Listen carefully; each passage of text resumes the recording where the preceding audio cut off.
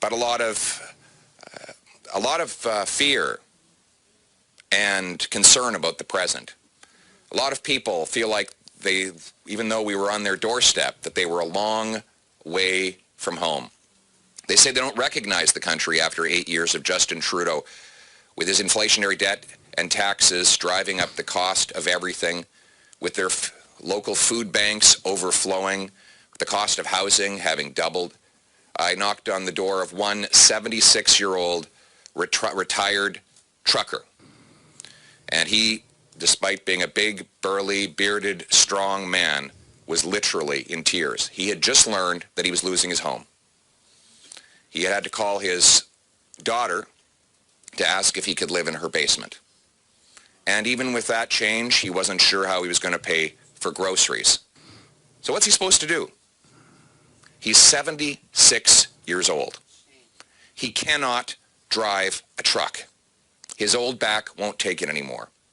What's more, it is fundamentally unjust that a man that drove a truck for a half a century, bringing the essentials to our kitchen tables, cannot put food on his kitchen table. But that is the tragic reality after 8 years of Justin Trudeau and the NDP.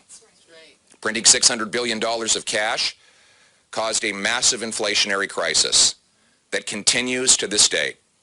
A crisis that has driven food prices up faster than at any time in 40 years, that has sent 2 million people every month to a food bank, including 50 at the Gagetown base. 50 members of our armed forces can't feed themselves.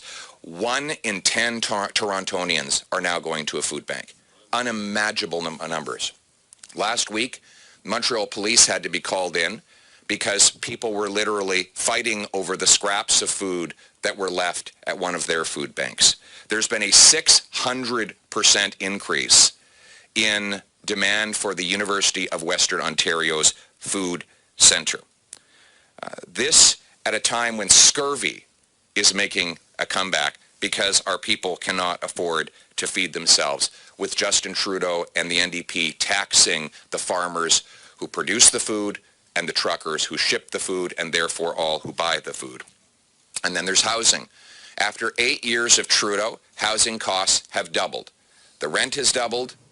Mortgage payments and down payments needed to buy the average home have all doubled. This after he put in place an $89 billion program he said would make housing more affordable. He didn't build homes. He built more bureaucracy. Last year, we built fewer homes in Canada than we did in 1972, even though our population has almost doubled in that same time period. And this is not a global phenomenon. He cannot blame the rest of the world for this housing hell, homegrown problem. We know that by looking at the facts. Housing costs have grown 40% faster than incomes under Trudeau. That is the second biggest gap of the almost 40 OECD nations. Vancouver is now the third most overpriced housing market in the world, worse than Singapore, a country that is an island with 2,000 times more people per square kilometer than Canada, more expensive than New York City, London, England, and countless other major centers with more people, less land, and more money. After 8 years of Justin Trudeau, people are spilling over into tent cities. Halifax now has 30 homeless encampments. Halifax, quaint, beautiful, historical Halifax, with homeless people all over the streets. This is a hell we could not have imagined 8 years ago. In fact, of all the warnings we made about Justin Trudeau that the media decried as partisanship, we never even came close to claiming he would do the things that he has now in reality done. We were far, far too generous towards him in our interpretation of what would happen to this country under 8 years of his socialist NDP policies. And then there's economic growth. We have had the worst economic growth per person in the G7, the worst. In fact, our GDP per person, our income per person in Canada, is lower than it was 5 years ago.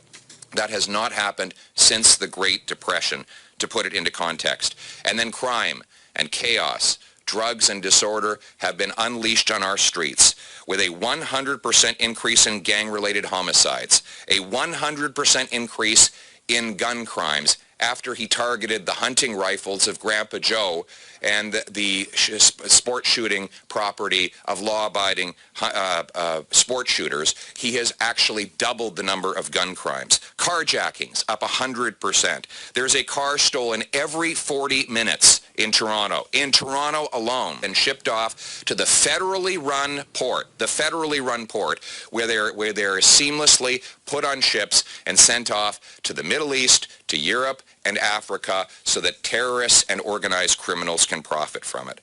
He makes these problems worse by wasting our money. $21 billion spent on consultants. That works out to $1,400 for every single family in Canada, all with the support of the NDP, taking money from working-class waitresses and unionized tradesmen to pay $2,000 or $3,000 a day consultants, taking from the have-nots to give to the have-yachts, and all with the support of the NDP along the way. And what is their solution now? In the midst of all this, have they finally admitted the damage they've done? Have they stopped? Are they trying to stop and extinguish the fire they started? No. They're pouring more fuel on the inflationary flames with a April Fool's Day carbon tax of 23%. A 23% increase on your gas, your heat, and your groceries, because if you tax the farmer who makes the food, the trucker who ships the food, you tax all who buy the food. And now we know that it was all a lie when Trudeau said you get back more in rebates. We have the numbers from the parliamentary budget officers who says, and I quote, this is $2,943 for the $2,943 for the average Alberta family. That's $900 more than they get back in rebates. Saskatchewan families, on average, $2,618. That's $525 more than they get back in rebates. $1,750 for Manitoba, $502 more than they get back in rebates. $1,674 for Ontario, that's $627 more than they get back. Nova Scotia, $1,500 more in carbon tax, $1,500 in carbon tax, $500 more than they get back.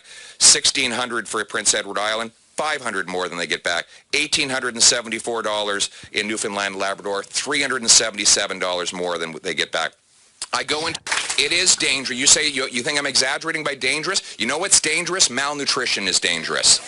And when we have a government and state-controlled media who are telling people they're getting more than they're paying when exactly the opposite is true, that means people in food banks. That means hungry stomachs in our schools. That means people suffering that shouldn't be. And we need to call out and tell the truth. We're not going to put up with it anymore. We as common sense conservatives are saying no to Trudeau's 23% April Fool's Day increase. We are saying spike the hike until we common sense conservatives can axe the tax. The good news is...